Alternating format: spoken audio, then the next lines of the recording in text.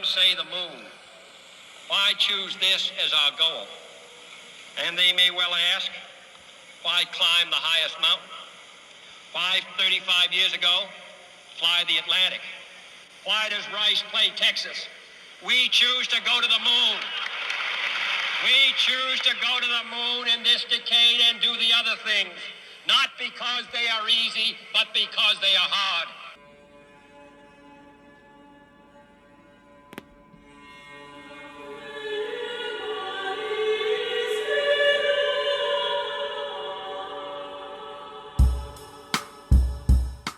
It's the why that tends to drive us.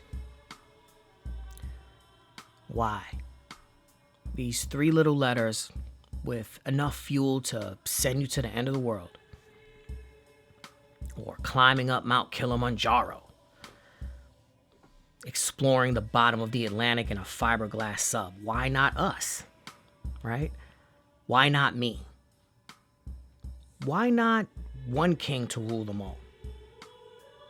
Why not one England?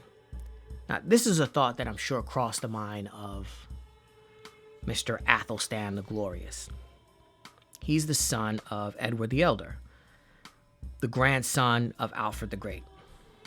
And to put this in a sharper context, in 878, the Viking invaders were finally beaten at the Battle of Edington. Now, this was a much, much welcomed change of pace for the kingdoms of Britannia.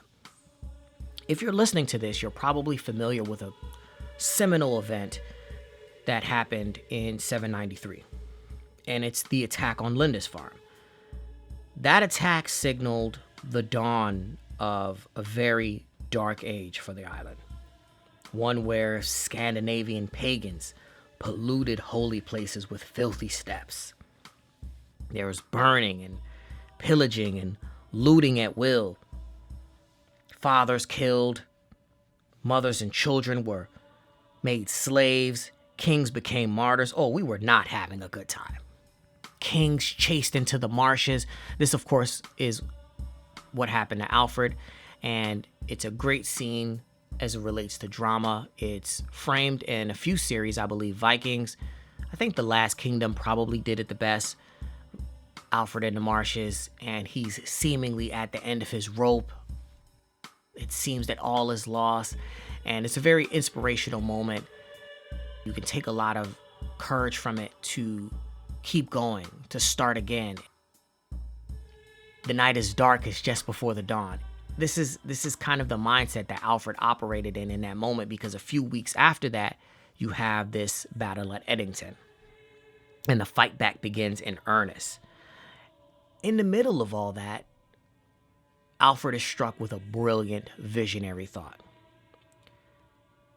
Now that there's no heptarchy, kings and kingdoms scattered, maybe we could build it back better. It's a pretty bold idea to play the long game like that when you're seemingly at the bottom, and you start to fight back and you think, we can do something even greater than there was. And it's such a big idea that Alfred actually doesn't see it come to fruition. He dies in 899. The plans are then inherited by Edward the Elder, his son, King Edward, and his daughter, Ethelfled, the Lady of Mercia. By the way, where is Ethelfled's movie? Why does Ethelfled not have a movie? We're in a space where we want to see, we, like society as a whole, the West, want to see more women in positions of power or portraying heroines on screen. The first Wonder Woman movie was okay. I didn't see Barbie. People seem to be complaining about all of the Star Wars movies. Well, you've got a ready-made heroine right here in history. You don't have to shoehorn her into a role that was previously crafted for a man. Make a movie about Ethelfled. A24, where are you? Make it. MGM, do it. I guarantee you it'll sell like crazy. Ethelfled and Edward the Elder, they're able to move the ball a few more yards forward, and they set the scene for the star of today's episode, young Athelstan.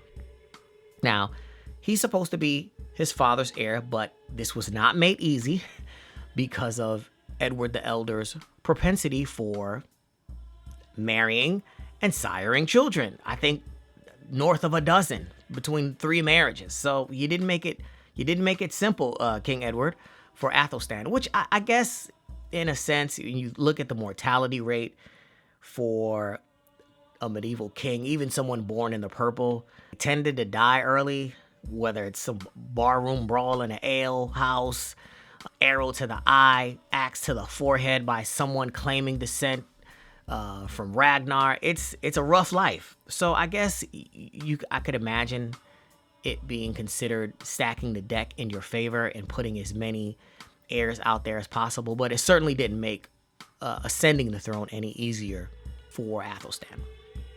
But what it does is it gives us some insight into what kind of political operator Athelstan is going to be. He's accepted in Mercia, but you've got a brother, Elfweird, down in Wessex that seems to be preferred. How do you handle this? You'll never guess what happens. A few weeks into the struggle, guess who dies? Not Athelstan. We start to kind of get a picture of what kind of person Athelstan is going to be. How determined. Is he the one that eliminates his brother? We don't know. But guess what? There's another brother, Edwin, that challenges Athelstan's status as the one true king of the Anglo-Saxons. You'll never guess what happens to Edwin. Oh, you guessed. Yes, he dies. Dies at sea mysteriously. Can we attribute all of these deaths to Athelstan? There's no recorded proof of that, but come on.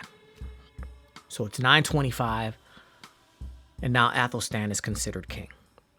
And he starts to really move the political chips in his favor. And we really start to see how savvy he is. He has a handful of sisters. There is a kingdom north of Mercia called York. And there's a Viking king there named Sistrick, and he has a sister named Edith. So he marries Edith off to Sistrick, okay? No battle needed. Nice. Guess what happens to Sistrick? You'll never guess. Oh, you guessed? He dies. Yes. As a result, Athelstan is able to absorb Jorvik. So now we have Jorvik, Mercia, and Wessex all under Athelstan. This is just about the border of the England that we know now.